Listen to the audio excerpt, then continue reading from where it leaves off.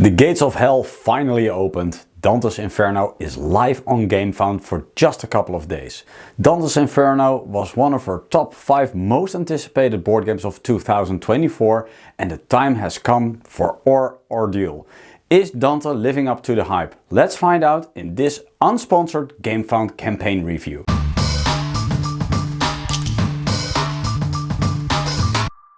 Dante's Inferno is a cooperative boss battler game for 1 to 4 players based on the first part of the Divine Comedy of Dante Alighieri. Players will visit the 9 layers of hell and encounter its demons. The game consists of a branching storyline combined with strategic boss battles. Let's discuss both game elements one at a time. Starting off with the branching storyline, Dante's Inferno has 9 layers of hell where players can freely roam around.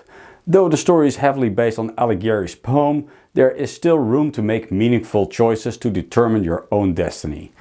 The story can be read in the storybook, but will also become available on the Foreteller narrative app. The story is sometimes interrupted by skill checks. These checks are made with cards. First, 5 Arcana cards are drawn. Each Arcana card contains a unique number. Next up, players will draw 3 Provenance cards and 3 Diligence cards. Players must combine 1 Provenance card and 1 Diligence card to exactly match the number on the Arcana card.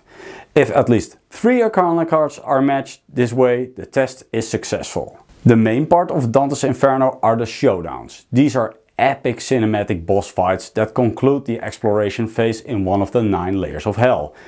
In turn-based rounds, a party consisting of 4 archetype-specific characters face off one of the adversaries. The adversary's actions are determined by a deck of cards representing both their actions and their total amount of hit points. Victory comes when the adversary's deck is fully depleted. During the fight, players use Vigor. Vigor is used to perform actions but also count as defense points. When Vigor is drained, players can sustain up to a maximum of 3 wounds before they fall from battle.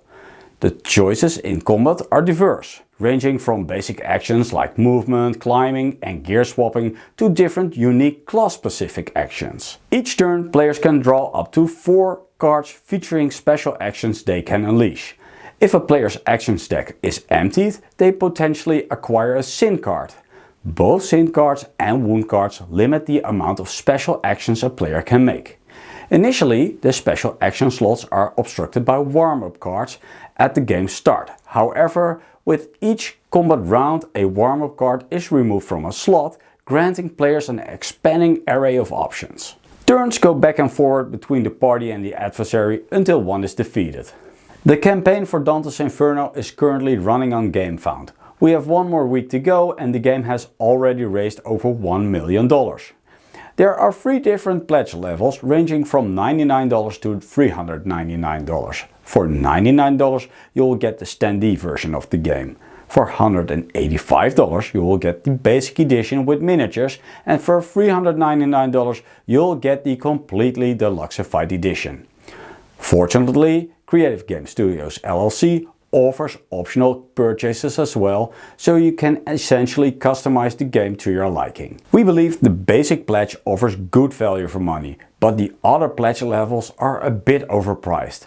We like our minis at $1d6, but paying $185 instead of $99 just to add minis? That's insane. This is actually the first board game that makes us consider buying a 3D printer.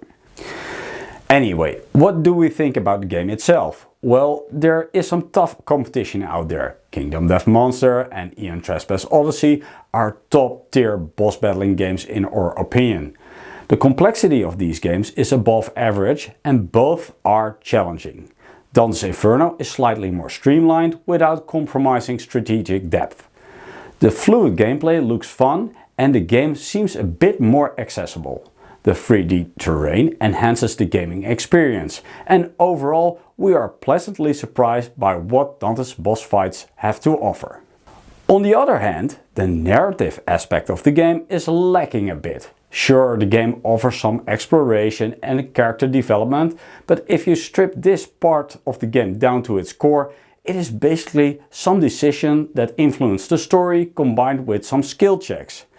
Is this any different from Kingdom Death Monster or Ian Trespass, you might ask? Well, in both games, this time is essential to heal, gear up and develop to stand a chance in the next battles to come.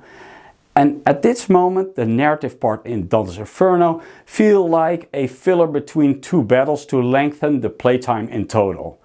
The skill checks with the little puzzle elements are math exercises in disguise and fail to offer a real tabletop experience.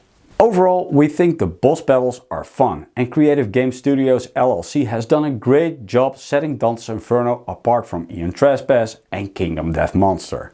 The narrative part needs more work to create a richer and more cohesive game overall. We can't shake the impression that Dante's Inferno still needs a lot of work. As a matter of fact, the campaign feels a little rushed.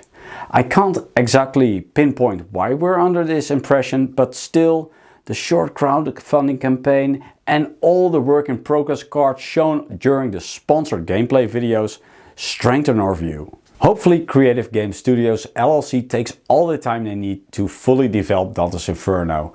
This game has potential to become great. For everybody that doesn't own a boss battler yet, we recommend backing Dante's Inferno right away. If you already own a boss battler and you are looking for a cool and streamlined version, Dante can be a great option too. The game, including the minis, is a bit expensive, but if you're able to overlook its price, it should be an appealing title to add to your game collection.